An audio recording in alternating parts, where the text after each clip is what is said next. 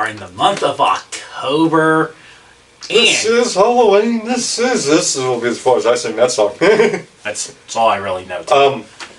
For the past 2 years we've been doing this. The first one we did. Was it the first one? No. The first year was Jason. We ranked all the Friday movies. And then last year we ranked all the Halloween movies. And natural conclusion, it is Freddy's turn. Well, not conclusion. Oh yeah. We still got more. We got way more to go. But Freddy is obviously next one in line this year. So this year we are ranking the Nightmare on Elm Street movies. Now, in all, there's 9 of them. You do count the crossover Freddy versus Jason. We're counting Freddy, Jason. We're counting the new Nightmare and the remake. Yep. Anything that is the Nightmare on Elm Street is counted in this film. Minus the video game, which I think we probably should have added. The video game? Yeah, they have one on the old Super Nintendo. And at that point, you almost could have added the series too, but we're keeping it as the film. Was it Freddy's Dreams or something like that? Freddy's Nightmares? Yeah. But we're going to keep it as We could have. I think it's either on Tubi or on HBO Max. One of the two has it. We could have. We should have.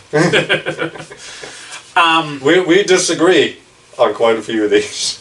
Some of them we are close. We agree on one. I didn't think we would. That's the crazy part. Yeah. I think it would be others. Actually, I'll believe it. I honestly thought we would agree on New Nightmare. No, we did not. We know we didn't. Yeah. But I thought that would be one that we would agree, not the one that we did agree on. Yeah. The thing is with Freddy's my favorite. The big three from the 80s. Big three, yeah. He's my favorite. And there are only 2 of these movies I won't watch again. I want to guess that's your number 9 and 8. 8, 9 are the 2. I can't watch them. They're just bad. Well, let's get into it. You want to go first? I'll go first. Okay. My number 9, my least favorite, it's Nightmare on Elm Street Part 2, Freddy's Revenge. I was never big on this whole possession where he's possessing the kid and he's pretty much just taking over this kid and he's using him to come onto the real world, because why would you want him in the real world? That doesn't, I mean, the whole thing is he's not Jesse, and the homophobia in this movie is gross. I know a lot of people consider this to be like one of it ranks high in gays movies, and it's like, why? It's homo. The way Jesse beats Freddy is finding true loves in a woman. When he's been clearly someone who's been trying to come out of the closet this whole movie. But no, the way to beat him is straight romance. But you know what? There is a funny story with Robert Englund from this movie. What is it? Robert was asking for too much money to come back, so they figured they can bring in anyone. It's a man in makeup. One day. That guy they brought in lasted 1 day before they had Rob on the phone.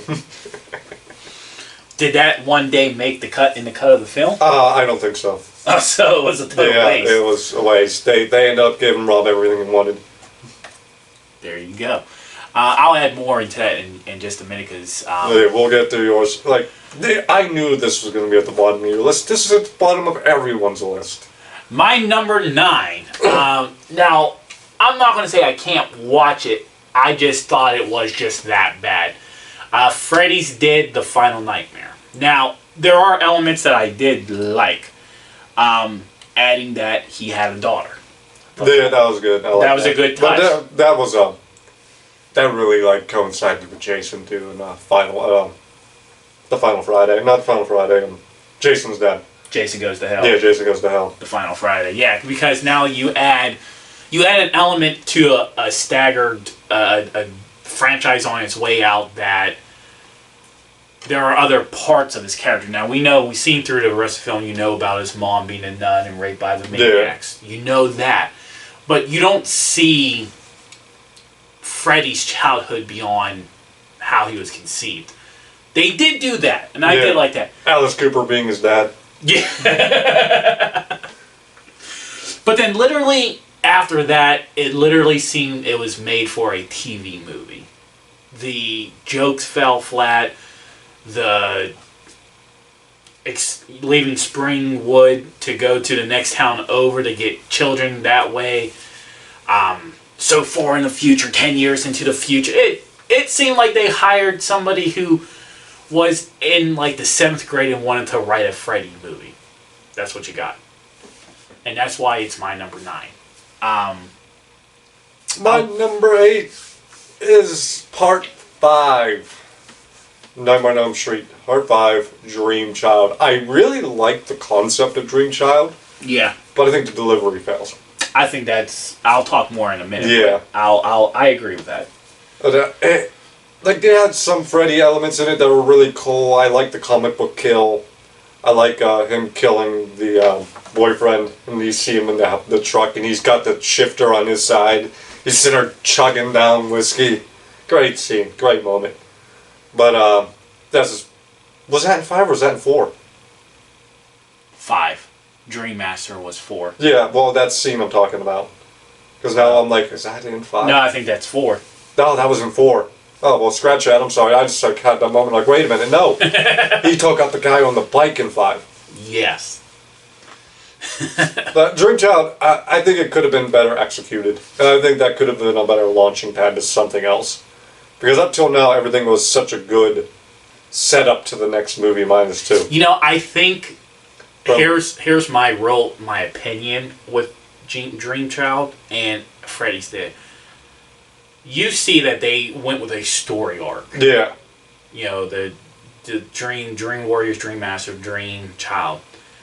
I think because Dream Child did fall, Yeah. that they had to put together what Freddy's did. Yeah.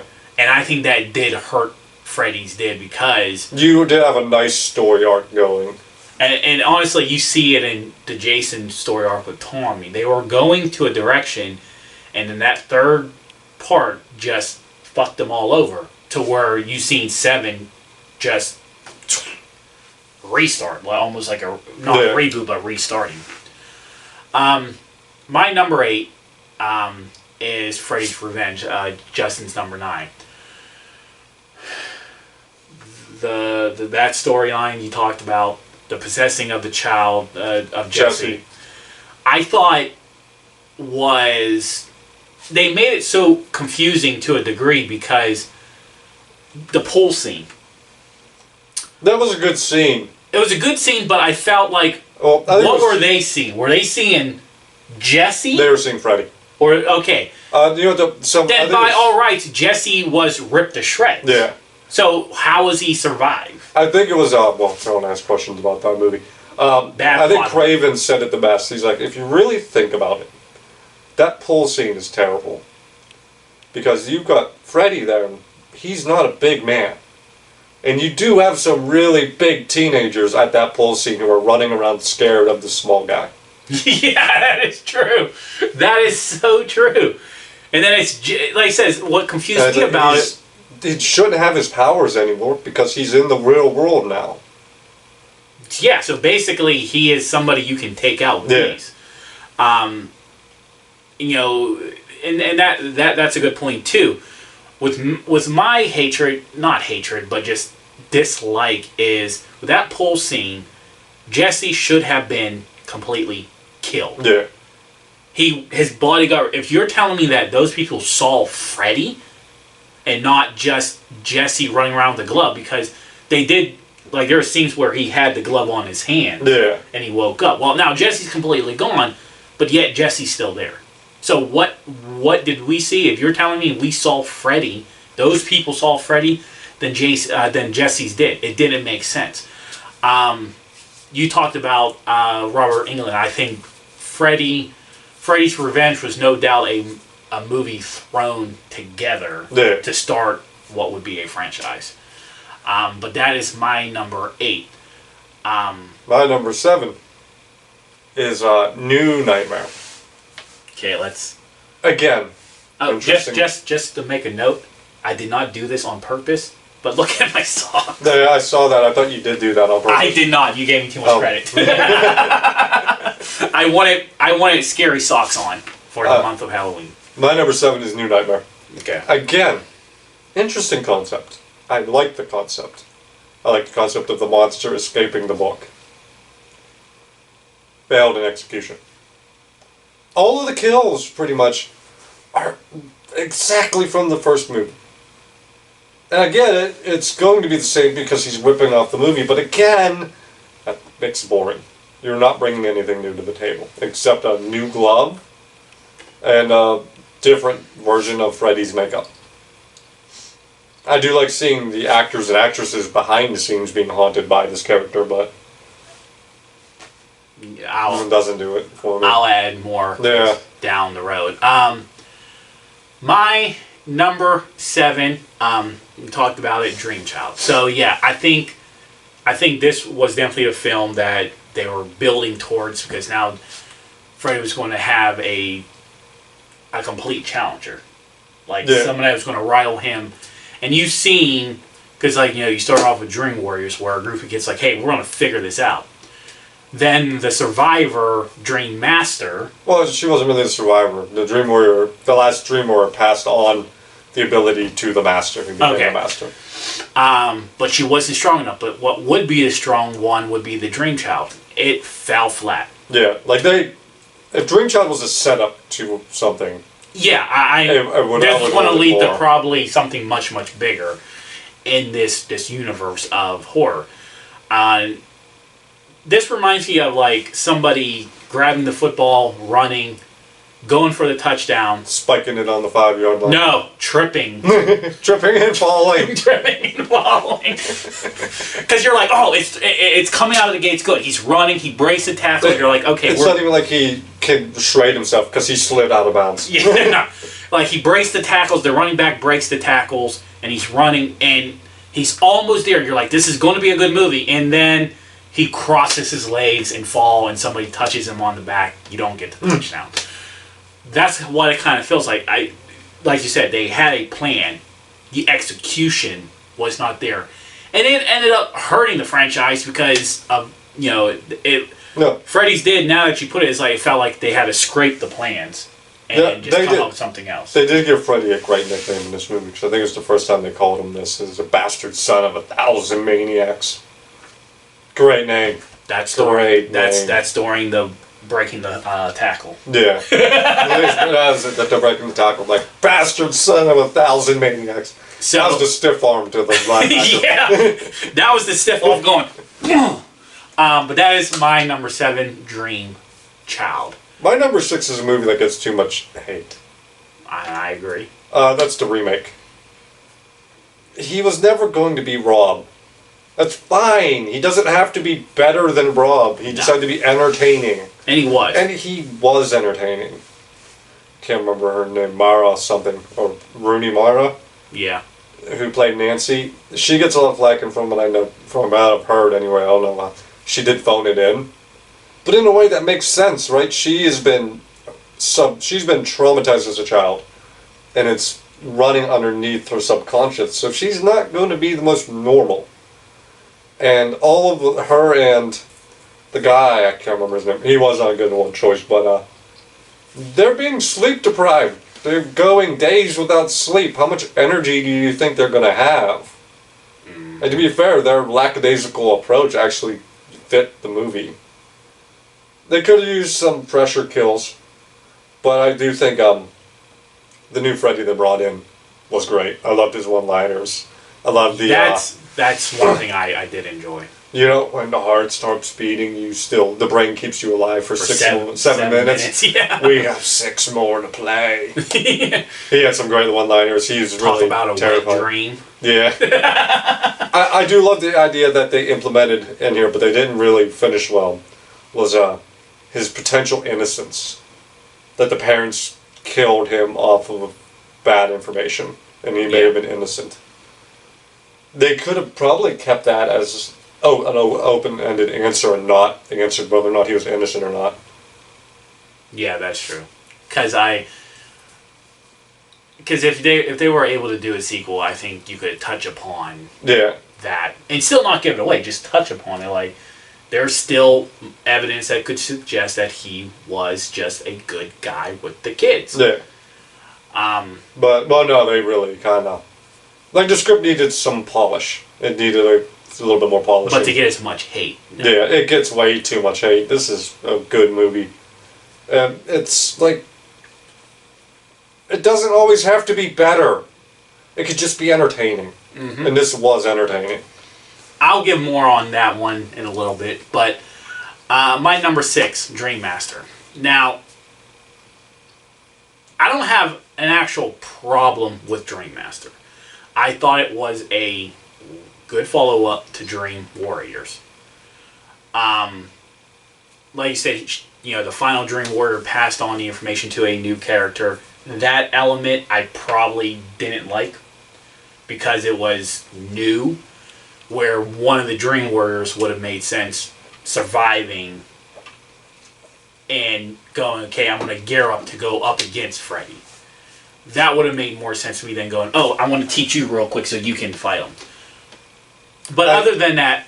I heard this one YouTuber's theory, like kind of like fantasy writing kind of deal, is Cody Leach. Great channel. But he had this idea of what should have followed Dream Child is a Dream Child being so powerful, he can bring them back. And you'd have this in the mom, real world or just in the dream? I can't remember if he said in the real world or the dream, but he brings them back. So he has the Dream Child, Alice, the Warriors, and it's still not enough. God, you got the Power Rangers of fucking... They bring back Nancy to help add like that final power stone in there, so you have the whole collection. Nancy's alive, so she can be the fighting element. Nancy died in 3. She did? Yes. Oh. Oh yeah, that's right. You're getting mistaken for New Nightmare. That's not Nancy, that's Heather. No, I know. No, I wasn't confused. I didn't know she actually... Yeah, she died in 3. Okay.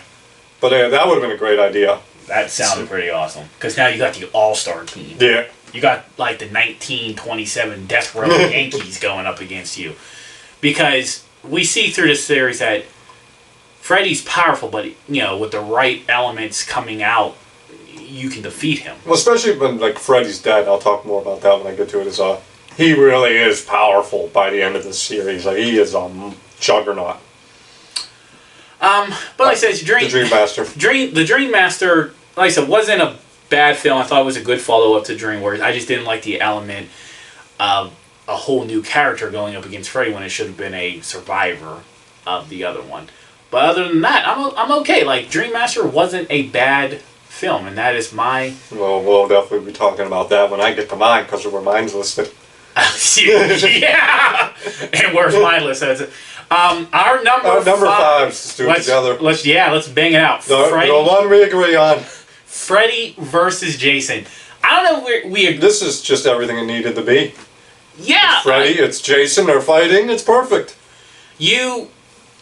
I think the scary element was probably the reason why this is not higher on my list. Freddy drags down the scary element.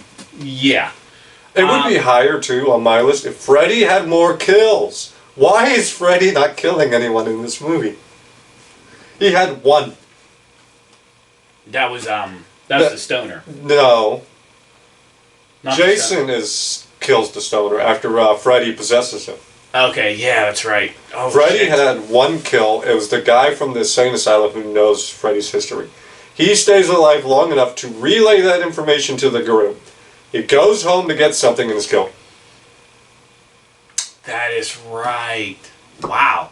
Well, they did make note that Freddy was weak. Yeah, that's why they brought Jason back, because he needed someone to spread the fear. So they make it clear that... So, in some ways, you're bashing it, but they did give you the story, right? Yeah. Which we know, like, okay, Freddy's resurrections come... He could have had another kill in this movie. I get that. Yeah. But you do have to look at the title of Freddy versus Jason. You knew Freddy has to... The main person is Jason racks up that body count in this movie. Good lord. He gave no shit. That cornfield scene, he just... That was a great scene, too, with the Jason on fire through the corn scene. Just taking people out like a fucking hoss, just macheting everyone in that party. The kills were cool. I understood the story. Like I said, the scary the horror element to me felt like it was almost forgotten. I got my love for the one actress in this movie too, Catherine Isabella. Yeah, I forgot she was in it. And what I mean by it dumbed down, obviously when you put the verses in, you always think of it's going to be an action movie. with two horror icons. You know, they did a good job bringing these two together. Because you understood why Freddy brought in Jason, what would piss Freddy off about Jason's direction. Jason's not going to stop. Yeah. He's not going to go Freddy home. realizes that He's not going home. Jason's just as evil, but Jason is not mind control. Jason is just going to kill. Yeah, he's a wrecking ball who's going to destroy the town. Yeah. So like I said, to me, it just hurt with the horror because it converted to an action film with two horror icons. But once again, that's the title. It's like a... This movie works where a Jason versus Michael would not. Because you got Freddy carrying it. You got Freddy talking. You got Freddy's running his mouth. He's trash talking. You got two mute characters. He's the speed also as versus Jason's power. And that's another thing because like we talked about, Freddy is powerful in the dream world. Yeah. But when they pull him out, Freddy knows he cannot go toe to toe with Jason. Yeah. So he has to rely on his speed. Man, the torpedoes! He starts chopping them. Even though technically that scene doesn't make sense because he's launching them like that. Who cares? But he doesn't have the strength to cut and launch them. He is... You're telling me that doesn't make sense. We're talking about a burnt demon from a dream going against Frankenstein.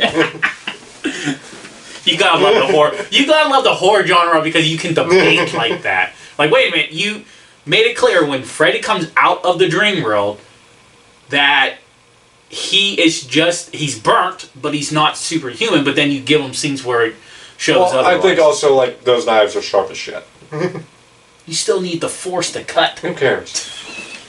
But anyway, that's our number 5. Again, Jason tanks one of those things to the chest. But that's Jason's strength. He's not in the dream world. All right, let's go with my number 4. Your number 4. My number 4 is the one that everyone hates, including Paul.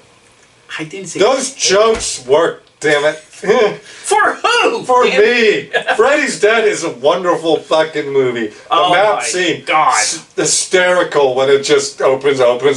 You're fucked. The power glove. I love the power glove. I do. The bed of net, like he throws the guy out of the plane. When I seen this on your fucking list being this high, I know you're going to use the word love a lot. He wheels out the bed of nails for that coup de grace. The kills were there. You know what? Of course he's going to do this shit. Of course he is. He is the ultimate smartass, who is at his most powerful. He killed a town. He's going to be a smartass because he believes himself to be unbeatable. So he's playing with his food. You see the glass half full. I see a nightmare demon who's playing with his food, because he knows in his mind, there's nothing they can do to beat him. But yet they do. Yeah, of course they do. It's a horror movie. Which of these three, out of the big 3, how many of them actually walk away with a W at the end? Never? Yeah. I mean, the closest, well, you said the big 3. Yeah, I guess sometimes in Halloween. If you go with Texas Chainsaw, at least Leatherface comes out with a tie. Yeah, well, I mean, in the remake, he walks away with missing an arm. But he's still pretty much alive. Yeah. And my number 4 is Dream Warriors, which is the 3rd film. Is this him at his peak scariest? I think so. Yeah. And I think not on top of his peak, you also...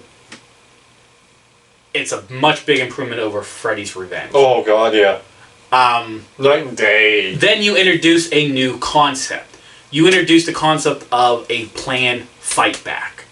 These teenagers, kids, whatever... We've all mastered something in their have mastered a ability to go after Freddy. And after 2 films of Freddy hacking at teenagers and everything else like that, and actually it even built upon Freddy's Revenge in some ways, because we go back to the pool scene. Freddy is visible to everybody now. He's no more of, close your eyes and go to sleep. You don't know what you're talking. They know Freddy's out there. And the Dream Warriors built on that. Yeah. They're like, okay, now the town knows that kids are haunted by Freddy. And this is a supernatural being. We don't know what to do. You can't call the popos. So what happened? They start to learn to fight back. And it doesn't works. mean shit because he is still powerful. But what makes more sense is this is a new concept. This isn't like, we fought them once, we know how to beat them. No, this is the first time they're going, hey, we're going face to face with them. I love the fact that he takes one of them hostage too. Yeah. And then he writes out on his chest, "Come get him, bitch." Yeah. And that's the thing, he was scary but still funny too. Yeah. And I'll talk a little bit more when I get to mine.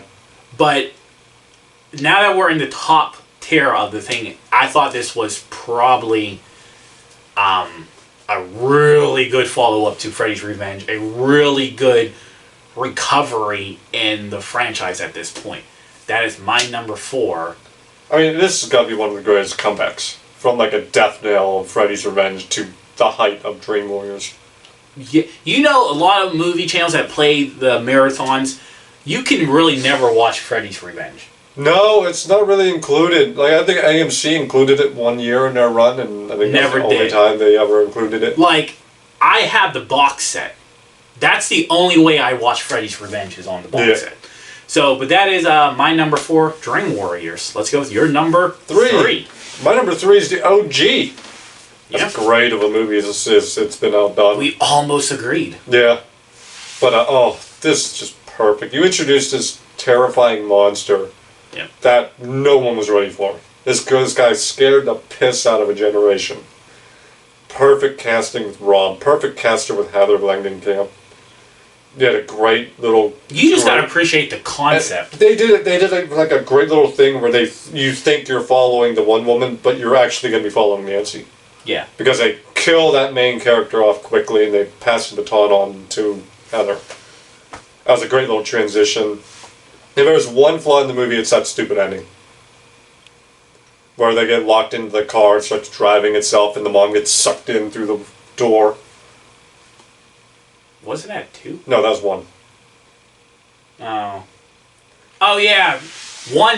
2 had the almost identical thing because they get in the school bus. Alright.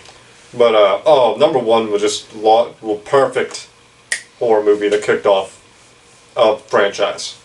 And a character that the concept was so new too, because this time frame you had Michael Myers. Yeah. Though you seen him, he didn't talk. 1980 brought you Friday the 13th, where the killer was behind the camera. And this Freddy came out in 84. So then you introduced Jason once again, and you. Now this time you had a scary monster who trash talked you. He not only killed you, he fucking tormented you while he was at it. And then he caught you in your weakest state when you were sleeping and dreaming. Crazy. I'll go with my number 3. My number 3 is the remake. I thought the change of pace of Jackie Earl Haley. That was a Susan thing for Jason. I thought he was a perfect casting, and he still followed that frame of he wasn't a big guy. Yeah. So he had to rely on his abilities. I thought the only thing I didn't really like was too much of the CGI for the face. Yeah. I think that to me was the biggest problem. I think the actors played their part. That's so funny. I'm going to hold this up for ever now. It's like when I had my skin wrapped on my leg. I think I sent you the picture, and I was like, they did a great job on Freddy's makeup. Yes, you did. It was just like almost an exact duplicate of what Freddy's makeup was in this series. Rob's makeup, not Earl Haley. Yeah. I did love the one-liners, the dark, sarcastic Yeah, because he didn't go for ha-ha. He went for, like, trash talking you while you were down. At some point, the Freddy franchise went from sarcastic, dark humor in these movies to Dream Master. There you go. What was it? The Micronaps too. in the remake. I really love that idea where you fell asleep for a second at a time, and within that second, he was in your face. Yeah. Every chance he got to get in your face, he got in your face. And, you know, the one line, like I said, the one-liners were good. The talk about a wet dream. Talk about the 7-minute joke. There was another line where he goes, "Why are you screaming? I haven't even begun to cut you yet." Yeah. He's openly mocking you. Like, this ain't, you're screaming. I haven't even used my glove yet. You're just the beginning. I do like the moment at the beginning, the first kill, where he had, I don't think they showed you Freddy. It was just you were watching the guy animated in his sleep, and he brought up the knife like this, and he's holding the knife, and you know it's Freddy, but everyone looks like he's doing it to himself. They did a good part of that where they flipped it back and forth, but you never actually saw the Freddy doing the kill.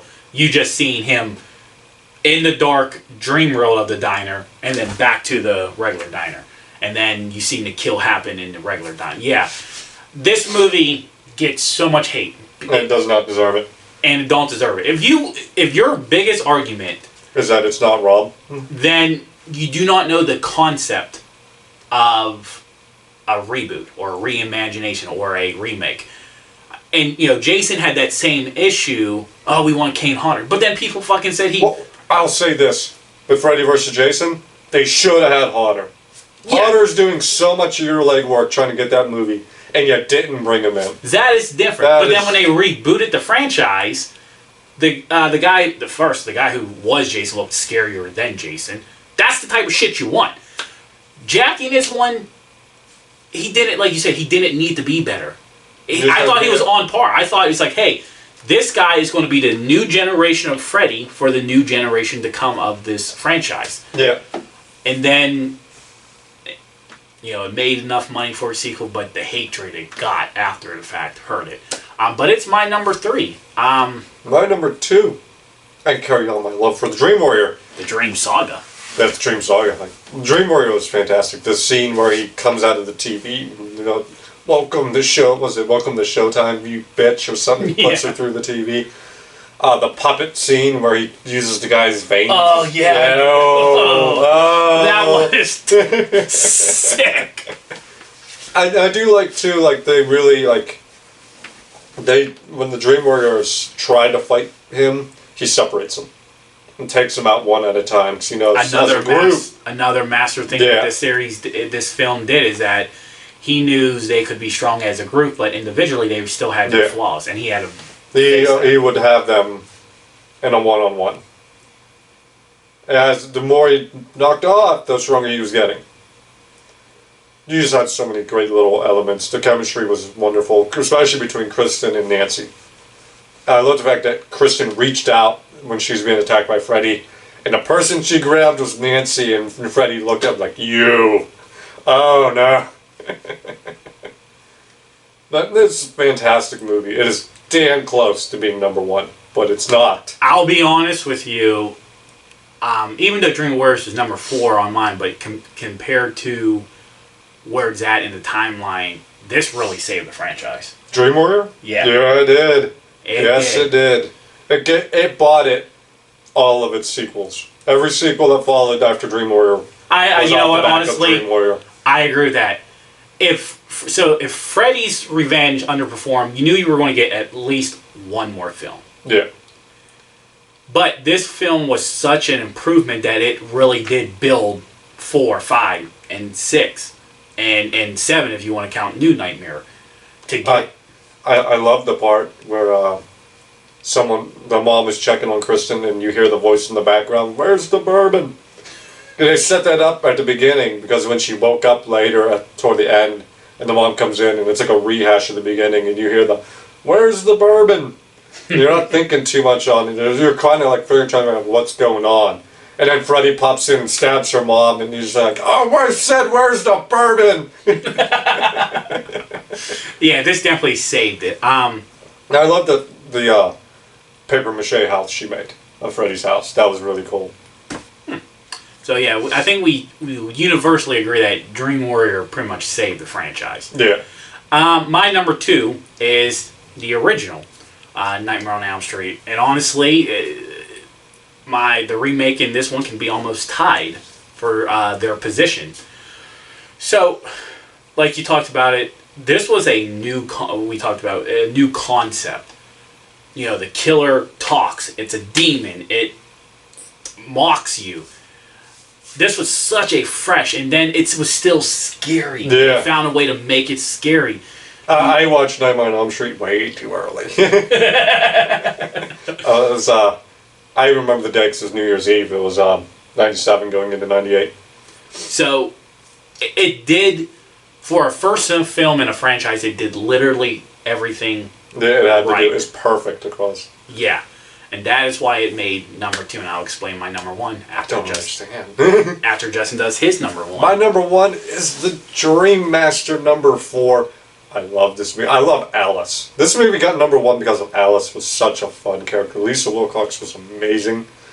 I love this character of the Dream Master. You're dealing with the human equivalent of the most powerful thing at this point, powerful weapon humans got in Dream Master at Freddy. And you even had the one great line from Freddy, he's like, you may have their power, but I have their soul. Then you had the fight between the pews where they're each running across the pews fighting each other, which I thought was a lovely scene. I can't remember the name of the song, but the little song I've heard that when she's flipping around the nunchucks, when she realizes she's enveloping everyone's powers now around her, not just of the Dream Warriors when Kristen handed her the baton. And you get smartass Freddy here, that's when he really starts to show. But again, it makes sense. In his mind, at this point in time, there's nothing Alice can do to him. Yeah. She doesn't have the group dynamic the Warriors had. Nancy's He took that dead. victory and ran with it. Yeah, he's riding high here. And he doesn't think anyone can do anything to him. Then you get some really cool deaths.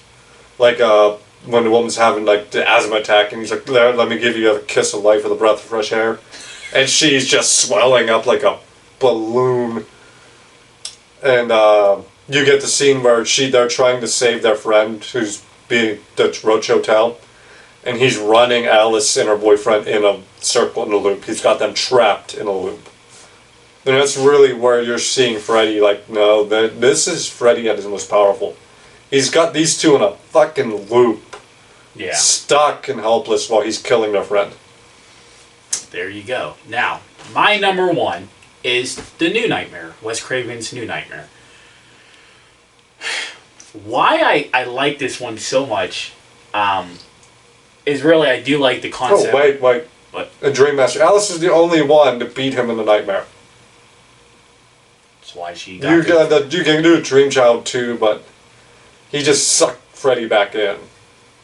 Where Alice actually beat him. Oh, there you go. Alright, you're number 1, sorry, I didn't mean to step on you. No, you're fine. The New Nightmare concept, I really like, you know, Freddy entering the real world. I thought they did an excellent job with making Freddy a more feared character in the real world. You know, he wasn't going to take no shit. Well, they did try to make him scary again here. Yeah.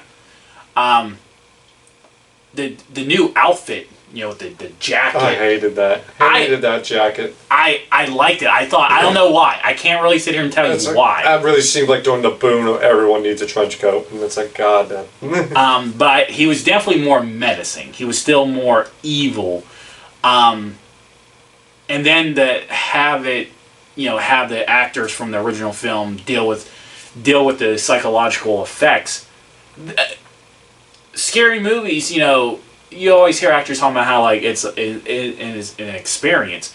Well, at least you got to see an experience like, my God, I played this character and, you know, it haunts me at times. I think they did a lot of things right. Definitely for a franchise that this was a 7th film at that time frame.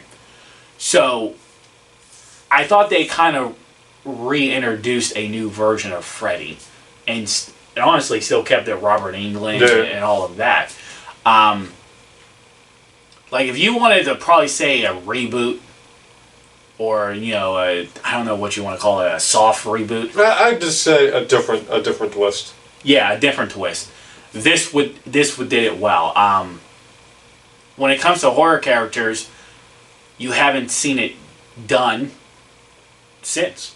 No. This is it. Well, it allowed it. Freddy's Power allowed them to play. And they played outside the lines of a New Nightmare. So... I'm not gonna... it was creative. It was a creative idea. And that's what all of these movies. Even the ones I didn't like Dream Child, and to a point Freddy's Revenge, New Nightmare. Yeah, they were all really creative ideas. Some of them just didn't execute well. They didn't have good execution. You look at Freddy's Revenge, which is high on both of our list. You know what? Like the possession angle too. They utilized it better in Freddy vs. Jason, where he took over a character to attack somebody else. Yeah. He wasn't trying to escape the nightmare. He was just trying to cause mayhem in the real world. So, yeah, obviously we're ranking the franchise. It's not like saying, you're comparing it to another film. Yeah. So we don't hate all these films. It's just the two of them. Yeah. Just Freddy's Revenge and Dream Child I could do without. Granted, I like Dream Child a little bit because Alice is still there, and I love Alice as a character. Didn't they kill her off, though? No. Well, if they'd have killed her off, they would have killed the child. She's pregnant with the child. But, until next time. Bye-bye.